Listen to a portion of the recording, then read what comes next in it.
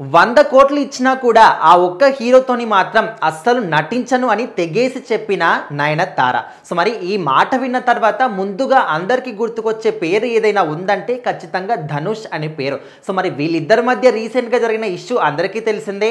Police కేసులని కోర్టుల వరకు కూడా వెళ్ళారు. సో మరి మొత్తానికి దాని తర్వాత మళ్ళీ ఎక్కడ కూడా ఇష్యూ గురించి మాట్లాడడం కానీ ఏది కూడా వినలేదు. అయితే ఇప్పుడు రీసెంట్గా మాత్రం నయనతారకు సంబంధించినటువంటి ఈ న్యూస్ మాత్రం సోషల్ మీడియాలో చక్కర్లు కొడుతుంది. అయితే ఇటు టాలీవుడ్లో కావచ్చు, కోలీవుడ్లో కావచ్చు, తిరుగులేని హీరోయిన్గా అంటే ఖచ్చితంగా పాపులర్ హీరోయిన్స్ ఎవరు అండ్ మంచి స్టార్డమ్ ఉన్నటువంటి హీరోయిన్లో ముందు వరుసలో ఎవరుంటారంటే స్టిల్ ఇప్పటికీ కూడా నయనతార పేరు మాత్రం ఖచ్చితంగా వినిపిస్తుంది.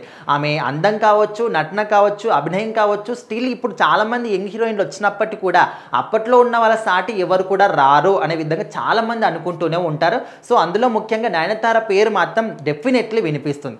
అయితే ఇప్పుడు ఆ హీరోతోని ఎందుకు ఆ ఒక్క హీరో ఎవరు, ఎందుకు నటించనంటుంది అని చాలామంది అనుకుంటున్న క్రమంలోనే అసలు విషయాలంటే అనే విషయం కూడా కొంచెం బయటికి రావడం జరిగింది. సో మరి అప్పట్లో శరవణన్ అదేవిధంగా ఊర్వశి రౌటెలా, సో మరి వీళ్ళిద్దరూ కలిసి నటించిన సినిమా ది లెజెండ్. అయితే ఆ సినిమా అప్పట్లో భారీ ఫ్లాప్గా నిలిచింది. సో అందులో ఊర్వశి రౌటెల కన్నా ముందు నయనతారని హీరోయిన్గా అనుకున్నారంట. కాకపోతే ఈమెను కలిసి అడిగినప్పుడు తను చెప్పిన ఒకే ఒక్క మాట, మీరు 100 కోట్లు ఇచ్చినా కూడా ఆయన పక్కన మాత్రం నేను హీరోయిన్గా చెయ్యను అని తెగేసి చెప్పిందంట. సో ఆ తర్వాత మళ్ళీ ఊర్వశి రౌటెలని సెలెక్ట్ చేసుకోవడం, తను హీరోయిన్గా చేయడం, తర్వాత ఆ సినిమా ఫ్లాప్ అవ్వడం భారీ డిజాస్టర్గా నిలిచింది. సో ఆ తర్వాత చాలామంది అనుకున్నారు, అరే నయనతార సినిమా చేయకపోవడమే మంచిదైందిలే, ఇంత భారీ డిజాస్టర్ అయింది, ఖచ్చితంగా తన లెవెల్కి ఇలాంటి సినిమాలు చేయకపోవడమే కరెక్ట్ అనే విధంగా చాలామంది అనుకున్నారు. సో మొత్తానికి నయనతార కావచ్చు, ఇంకా ఏ హీరోయిన్ అన్నా కూడా కొంచెం ఎక్కువ డబ్బులు ఇస్తామంటే ఖచ్చితంగా కంఫర్టబుల్ లేకపోయినా కూడా హీరో పక్కన చేసే వాళ్ళు ఉన్నారు.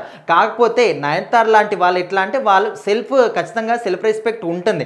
ఒక్కసారి వాళ్ళకు ఒక ఏదైనా అడ్డంకి ఎదురొచ్చింది అనుకో, సో ఆ తర్వాత వాళ్ళు ఎవరు ఏం చెప్పినా, ఎంత పెద్ద హీరో అయినా, ఎంత పెద్ద డైరెక్టర్ అయినా, ఎంత రెమ్యునరేషన్ ఇచ్చినా కూడా వాళ్ళు మాత్రం చేయడానికి ఒప్పుకోరు. సో అదే తోవలో మాత్రం నయనతార గారు ఉన్నారు.